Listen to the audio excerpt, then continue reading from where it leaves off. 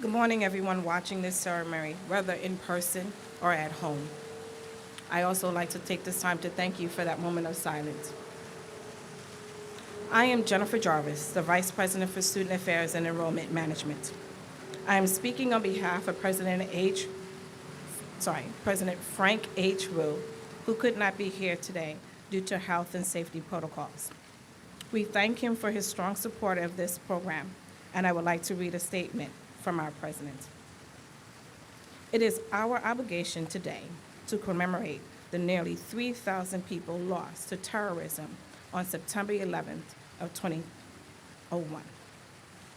40 of them belong to the extended Queens College community, including alumni and relatives of former staff and faculty. These individuals were by no means the only casualties of that day. Many thousands more first responders looking for survivors, people employed in the World Trade Center neighborhood, area residents have been sickened, some fatally, by their exposure to toxic materials. Collectively, we also lost certain assumptions about life in the United States, that we were immune to mass attacks, that our public spaces are safe, that freedoms that we took for granted couldn't be used against us.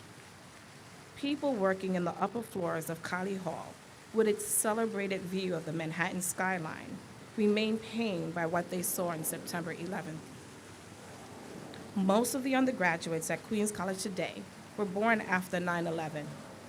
They grew up in the United States that's determined to prevent future terrorists.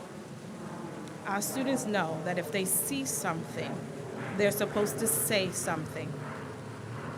They're used to having their IDs checked and backpacks examined, if backpacks are permitted at all. When when these young adults are lucky enough to fly, they dutifully take off their shoes and jewelry before going through an X-ray scanner. They never experienced air travel when it was glamorous. So, for the benefit of those who weren't alive 21 years ago, I'd like to mention the one positive revelation of that day. We live among heroes who aren't aware of it. Ordinary people are capable of extraordinary courage. Passengers took over Flight 93, preventing hijackers from crashing into Washington, D.C. In our own city, firefighters charged into the Twin Towers to rescue people without a thought of their safety, because that is what firefighters do. A computer programmer who could have fled waited inside the North Tower with a paraplegic colleague who needed assistance, dying alongside him. And our own Mohammed Salam Hamdani, Queens College alumnus and a New York City certified EMT, took a detour from his commute to Rockefeller Center and headed downtown to volunteer his skills, never returning home. Today, we honor the memories of these people and of everyone else killed that day. We will be talking about them long after the names of the terrorists have been forgotten by everyone other than historians. As we do every year on this campus, the bells rang in the Cherney Goodman Swarner Clock Tower of the Benjamin S. Rosenthal Library twice. You got to hear the second set of bells. They tolled at 8:46 a.m., and then they tolled again at 9:03 to mark the minutes when the towers were struck. We asked everyone to take a moment of silence, and once again, we thank you for having that moment of silence with us. At this time, I would now like to ask Father Jeremy of the Catholic Newman Center to say a few words. Father Jeremy?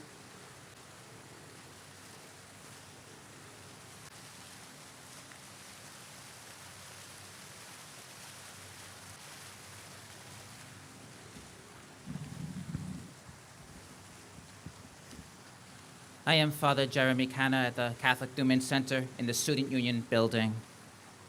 As a 14-year-old, on the date and time we commemorate today, in high school nearby in Elmhurst as a sophomore, I heard the procession of sirens on Queens Boulevard and on the LIE. I sat in the same classroom that day with someone who did not realize at that moment that he had seen his father, a firefighter, for the last time in this life. I smelled the smoke 2 days afterward when we finally resumed classes. And 3 days afterward, I still have the vivid memory of watching the fighter jets on patrol in the skies, not knowing where we stood at that point. But right away, in the hours, the days, the weeks, right after that date in time, the phrase, "we will never forget," or also said, "we will always remember," became a motto, a prevalent phrase in our city for how to respond to that day and talk about it in an onward-looking way. But like all remembering, for this day or for any other day, remembering needs to be active. The pandemic-related losses, for example, just a few weeks ago, prompted, unfortunately, the closing of one museum in our city dedicated to the memory of that day. It's one of the many examples of the challenge that the passage of time poses to those like ourselves here who are committed to remembering. In the Catholic tradition, especially at Catholic Masses, and this also shows itself in other faiths, one motto that's often followed is, "We remember, therefore we offer." For Catholics, that's in reference to remembering all that they believe God has done, prompting a response of self-sacrificial love. But for us, remembering and offering, well, could be in a ritual sense. This remembering and offering is meant to extend itself ultimately to regular daily life. We remember, therefore we offer. Here at Queens College, our motto is Discimus ut serviamus. That's we learn so that we may serve. And in that phrase too, we see how we often need to trace the past, to see where we've been, recognize it, commemorate it like today, but so as to act genuinely and meaningfully on it. Let us invoke the divine blessing. God of light and God of mercy, hear the cries of your servants who call upon you. They come today with the resolve to remember. As you help them to remember, help them also to offer themselves as a gift of love and whatever you may call them to. And in doing this, give them glimmers of hope and even maybe a tiny dose of joy, knowing that despite the tears from the losses commemorated this day, those are overwhelmed by a pouring forth of charity. Amen.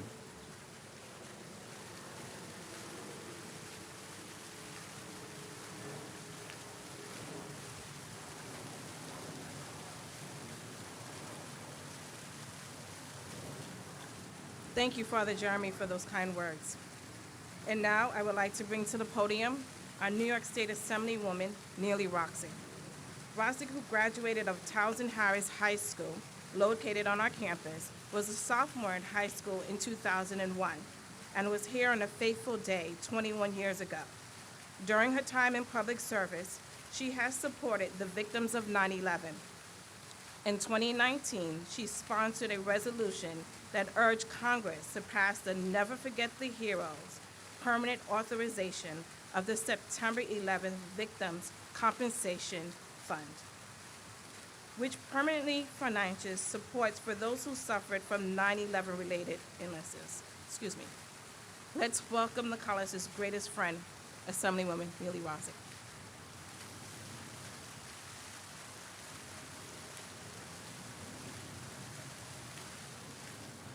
Thank you, Jennifer.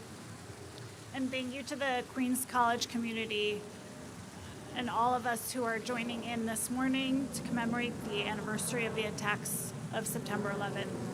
It's an important time to be amongst friends and colleagues and our Queens College community. September 11th is forever seared into all of our memories, the pain, the terror, the tremendous loss, and also the tremendous displays of courage. I'd like to start by honoring those lives we lost on 9/11 and the many who have died of 9/11 related illnesses since.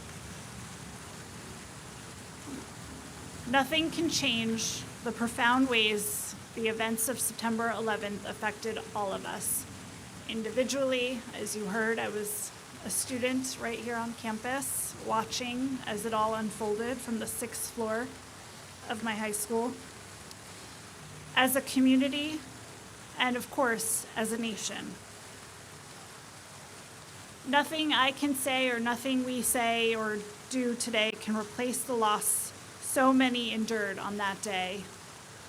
As we changed since then, we mark the anniversary every year by remembering our values and our foundations. We must recommit ourselves to the pursuit of justice, the protection of civil rights, and all of our liberties. Each year, I'm so grateful to be on the Queens College campus to commemorate September 11th and all that work that remains to be done. What we must do and what we have done is to learn from the past, to better anticipate and prepare for the future. It's a huge responsibility that many of us in the 9/11 generation feel. But I know that if we undertake it together, in the end, we'll grow stronger together. Thank you.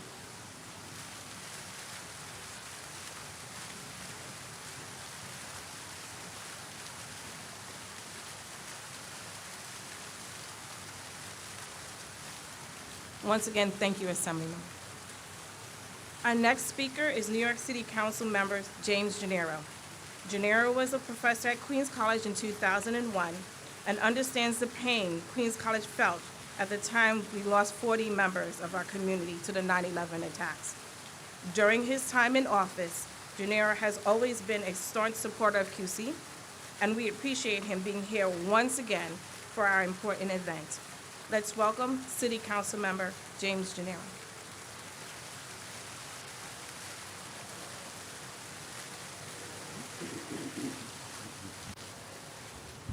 Thank you. Thank you all. Thank you for having me on this very special and poignant day. This is one of these days when words don't do justice to the reality and the full scope of emotion that we wish to convey. I was, as was said, I was an adjunct here back in 2001. It was my first election day. It was primary day. The election was canceled in the middle of the day because of the tragedy, and I lost many, many friends. I was 44 years old at the time. I lost many friends in city government, in state government, and in the private sector. And, you know, the loss was really unbearable. And even things like, how do my wife and I tell our 6-year-old child what just happened? My wife just opted to never tell her. And doing a lot of throat clearing here and just memory of all the emotional dislocation that comes from this terrible event. And the terrible event continues. There will probably be someone today who dies from a 9/11 related illness. That probably happens every day. And so when we talk about the 343 firefighters, we talk about the 3,000 people who were lost on that day, the impacts on the country are inestimable and will continue in perpetuity, or at least in my lifetime. So what to do? certainly to come together once a year to remember, but to commit ourselves to the memory of those who were lost by being the best people we could be. I mean, that sounds kind of cliche and kind of trite, but it isn't. It is incumbent upon us to be the exemplar of, we need to embody the change. Each of us needs to embody the change that we wish to see in the world. And that also sounds cliche, but that's true. And every good act of human kindness that is performed by one person to another. There was a famous quote by Bobby Kennedy Sr. about ripples into a pond that spread, and I don't have the quote in front of me, but it just came to mind. So this is how we perpetuate goodness and become a better world, a more compassionate world. We don't control world events, but we control who we are. We can, commit ourselves to staying close to our respective faiths and trying to embody that faith and make sure that we go out into the world trying to do all we can to help others. As I was pulling in the south gate, I saw a banner on the fence, and it said, big red banner, just now, and it said, hungry? Food pantry. I don't know where the food pantry is, but I did see the banner. It talked about people being hungry, and it talked about Queens College being a place where people can be fed. And Queens College feeds lives in many ways, not only with food pantries, but with the values that its great faculty, tries to instill and does instill in its students. And they go forth from this campus after graduation into the world to make it a better place. And I believe that we should take this day and all days, but certainly this day, to recommit ourselves to all that we can be and to doing the most amount of good that we can do by our fellow residents of this great country. And a great country it is, and made more so by this great institution and what it proclaims and what it actually instills in people. God bless those impacted by 9/11, which is still ongoing. The impacts continue. And God bless Queens College and all of you. Thank you very much.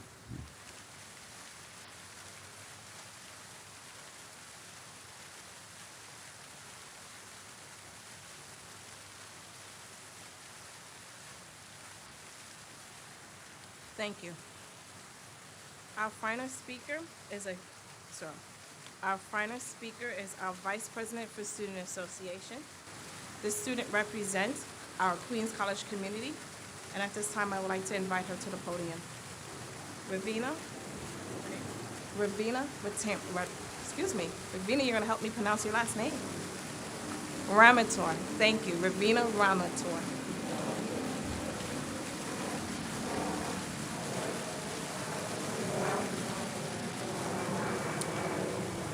Thank you, Jen. Good morning, everyone. So my name is Ravina Ramatar, and I'm a senior double majoring in psychology and human development and minoring in business and liberal arts honors. As Vice President of the Student Association, I want to welcome all students, guest speakers, faculty, staff, and elected officials to this solemn commemoration event.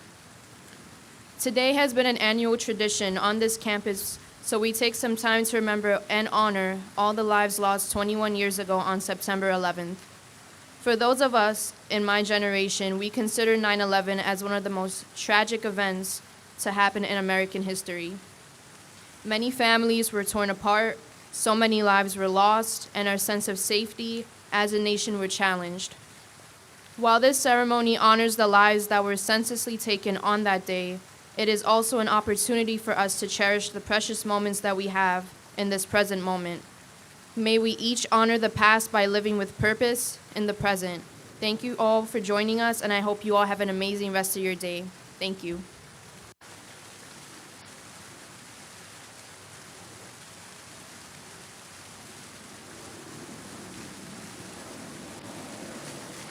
Thank you, Vice President Ravina. And I would like to thank all of today's speakers. I also would like to thank the Planning Committee. Brenna Jones, Jay Hirschison, Jeffrey Rosenstock, Lisa Marquette, Dwayne Jones, Sean Pierce, Zico Kersick, Pravi Anteri, Stacy Romero, Troy Hahn, Roland Brooks, Carl McIntyre, Natalia DeSum, Sylvia Hernandez, Laura Abrams, Lillian Zapata, Chief Deborah Huggins, Lieutenant Hemwadi Susarin, and please forgive me if I missed anyone on this list. I would also like to thank everyone that joined us today, in person as well as online. In a fitting conclusion to this ceremony, I would like to invite Enzo Chiti, a student in our Aaron Copin School of Music, to play the taps.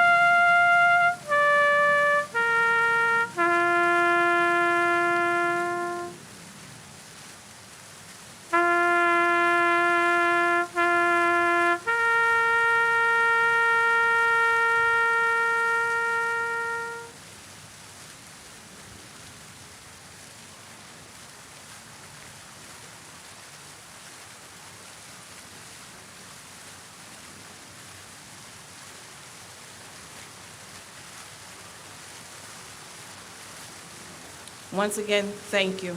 Please enjoy the rest of your day.